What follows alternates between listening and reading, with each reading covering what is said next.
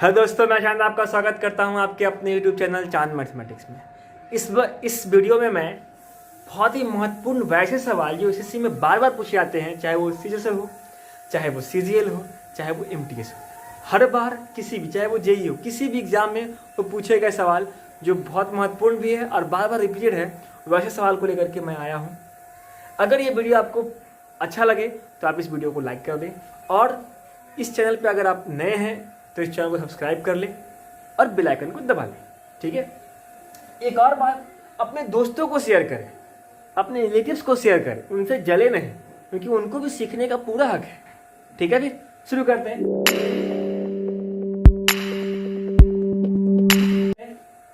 पहला क्वेश्चन आपके सामने आ रहा है। पहला क्वेश्चन क्या कहता है, एक संख्या में 10% की वृद्धि दी जाती है और फिर उस बढ़ी हुई संख्या में 10% की कमी की जाती है, तो निबल वृद्धि अथवा कमी कितनी है?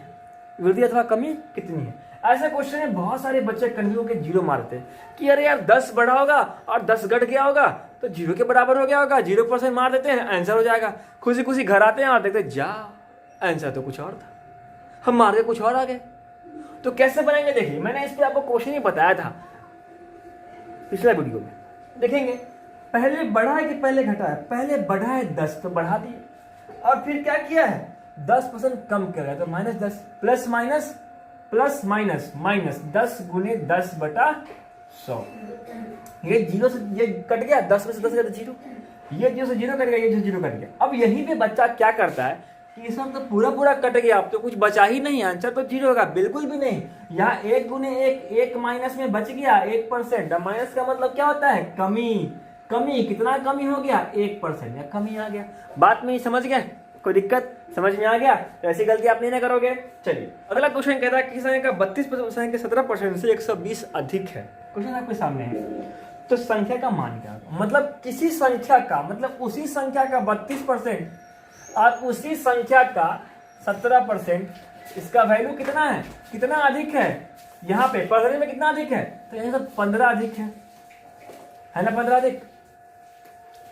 तो क्वेश्चन में कितना अधिक कह रहा है, 120 अधिक है। दोनों अधिक से अधिक, दोनों आपस में क्या होंगे, बराबर होंगे। तो 15% इक्वल टू 120, तो 100% इक्वल टू कितना जाएगा, तो 120 बटा 15 गुने 100। क्लियर है? 15 अट्ठे 120, 800, आंसर आ गया। बात में ये समझ गए? कितना इजी क्वेश्चन था। चलिए अगला क्वेश्चन देखते हैं। क्वेश्चन कह रहा है कि 1 रुपया 25 पैसा 10 रुपये का कितना होगा? तो मैंने बाबर कहा कि जिसमें का लगा हो कहाँ जाएगा, बट्टा में। 1 रुपया 25 पैसा अगुने 100, चिपक गया 2 को 0, कट गया 2 को 0, कट गया या नहीं कट गया? 5 दूना 10, अब 5 10 50 25, 12.5 इसका आंसर हो जाएगा। 25 को जब 2 से भाग करेंगे तो। क्लियर है? बात समझ रहे हैं हमारी कि नहीं समझ रहे? बहुत इजी क्वेश्चन था। अगला क्वेश्चन की ओर चलते हैं जो बहुत बार पूछा हुआ है। देखिए, कह रहा है क्वेश्चन में, यदि ए का वेतन बी से 50% अधिक है तो बी का वेतन ए से कितना कम है? मैंने बाबर कहा आपको कि ऐसे क्वेश्चन में हम क्या करेंगे कि जब कम बेस का होगा, तो मैंने जरूर बताया था, क्वेश्चन 50% अधिक है तो मैंने कहा था कि कुछ नहीं करना, वृद्धि बटा 100 प्लस वृद्धि, मतलब 150, 100 प्लस 150 और गुने 100। समझ रहे हैं? तो 50 बटा 150 कैसे हो गया? मैंने रूल आपको बताया था कि वृद्धि बटा 100 प्लस वृद्धि गुने 100। तो 50 बटा 100 प्लस 150 और गुने 100, तो 50 दिया 150, 100 बटा 3 का मतलब 33.1/3%। बात समझ गए या नहीं समझ गए? समझ गए होंगे। अब अगला क्वेश्चन देखें। अगला क्वेश्चन देखते हैं। कह रहा है, यदि किसी विद्यालय में 60% विद्यार्थी लड़के हैं और लड़कियों की संख्या 812, बहुत बार पूछा है। 60% क्या है, विद्यार्थी लड़के हैं, बॉयज है, तो कहेंगे सर गर्ल कितना है, तो 40% है। कितना है? 40% है। और यही 40% किसके बराबर दे रखा है? कह रहा है कि 812 के बराबर है यही 40%। और आपसे क्या पूछ रहा है? और आपसे पूछा विद्यालय में कुल कितने लड़के हैं, मतलब 60% का वैल्यू आपसे पूछ रहा है। तो 60% निकालेंगे, क्या करेंगे, 812 बटा 40 गुने 60, क्रॉस गुना 60 नीचे 60 से गुना, 0 0 कटेगा, 4 दूना 8 और 4 तिहाई 12, 203 बार तक कटेगा, ध्यान दीजिएगा, बड़ा खतरनाक भाग है यहाँ पे। अब 6 से गुना कीजिए, 1218 क्या आ गया, इसका आंसर आ गया। समझ में आया। अगला क्वेश्चन कहता है यदि मोहन की आय महेश से 150% अधिक हो तो बताइए कि महेश की आय मोहन से कितना % कम है। फिर वही सवाल, तो वृद्धि बटा 100 प्लस वृद्धि मतलब 250 गुने 100, 0 से 0 कट गया, 25 चौका 100, 5 चौका 60% आंसर हो गया।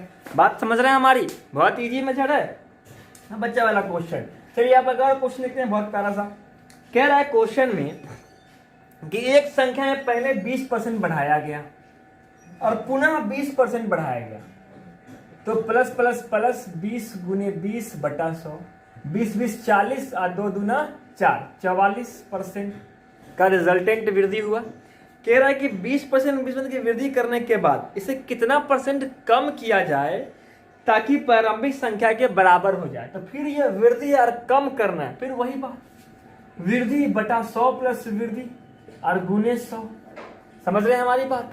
तो 4 इकाई 4, 4 इकाई 4, 4 तिहाई 12 और 4 छक 24, 4 नमा 36 और 25 चौका 100।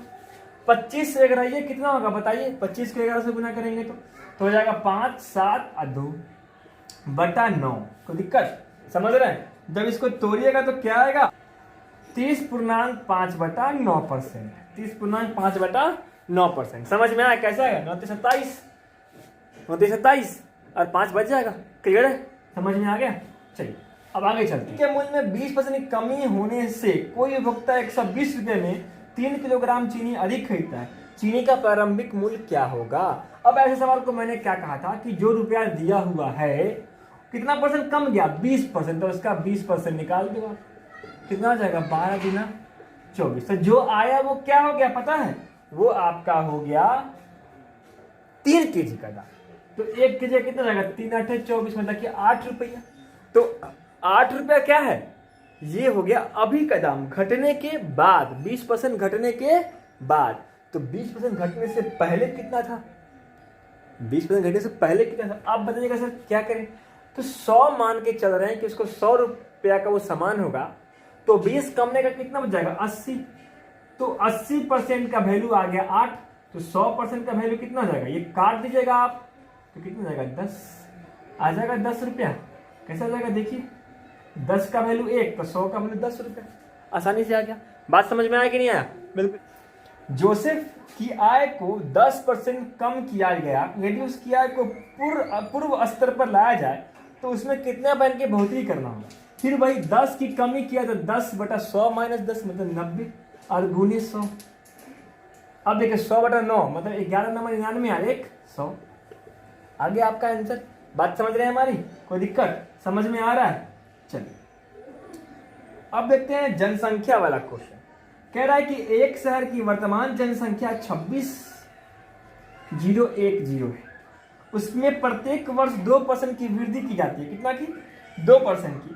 2 वर्ष पहले शहर की संख्या कितनी थी। तो अब 2% का मतलब क्या होता है, 1/50 होता है। फ्रैक्शन में तोड़ेंगे 2% के तो 1/50 आएगा, तो 1/50 मतलब 50 था, 2 बढ़ गया मतलब कितना 1 बढ़ा। फ्रैक्शन में तो ये नहीं सिखाया था मैंने कि नीचे वाला मेन हो जाएगा और जो परसेंटेज बढ़ रहा है वो ऊपर वाला, तो 1 बढ़ेगा कितना जाएगा 51। और ये कैसा की बात कर रहा है 2 साल, तो ये फिर 50 और फिर ये 51। अब कह रहा है कि 2 साल बाद कितना होगा यदि वर्तमान जनसंख्या इतना है, कितना है इतना है। तो 25 पे 2500 और 51 गुने 51 कितना जाएगा 2601, 2601। समझ में आया, क्लियर है। अब कह रहा है 2 साल पहले जनसंख्या कितना होगा जब वर्तमान दिया हुआ, तो वर्तमान यही हुआ अभी बढ़ने के बाद, वर्तमान यही हुआ। बात में ये समझ रहे हैं, थोड़ा समझिएगा इस क्वेश्चन को। कह रहा है कि वर्तमान यही हुआ के पहले पूछ रहा है आपसे, तो पहले कितना था 2500, 2601 अभी है और 2 वर्ष पहले कितना था 2500। बात समझ रहे हैं, ऐसे क्वेश्चन को ऐसे ही बनाएंगे। तो 2601 का वैल्यू 2601 पर एगो जीरो, एगो जीरो अगर यहाँ तो एगो जीरो यहाँ भी, मतलब इसका आंसर कितना जाएगा 25,000। बात में ये समझ रहे हैं, क्या करेंगे, ये जो वैल्यू जब भी के पहले का पूछे तो इस साइड वाला ये वैल्यू आपको वर्तमान में अभी दिया हुआ है और पहले ये हो जाएगा। और जब वर्तमान का दिए आपको और आपसे के बाद का पूछे, आफ्टर बाद का पूछे, तो अभी वर्तमान प्रेजेंट की वैल्यू ये और बाद की वैल्यू ये वाली। मेरी बात समझ रहे हैं? ऐसे क्वेश्चन को ऐसे ही हैंडल करेंगे, बहुत आसानी से बने। क्लियर है? समझ गए हमारी बात? एक क्वेश्चन और देखेंगे। ये क्वेश्चन में कह रहा है कि एक आयत की लंबाई 20% बढ़ जाती है और चौड़ाई 30% बढ़ जाती है, तो क्षेत्रफल में क्या परिवर्तन होगा या कितना वृद्धि होगा? तो पहले 20 बढ़ा, इसको ही इस बनाएंगे सक्सेसिव पे, +20 +30 +20 गुने 30/100। ये कट गया इससे, ये कट गया, 30 20 50 और 3 2 6 56 है ना।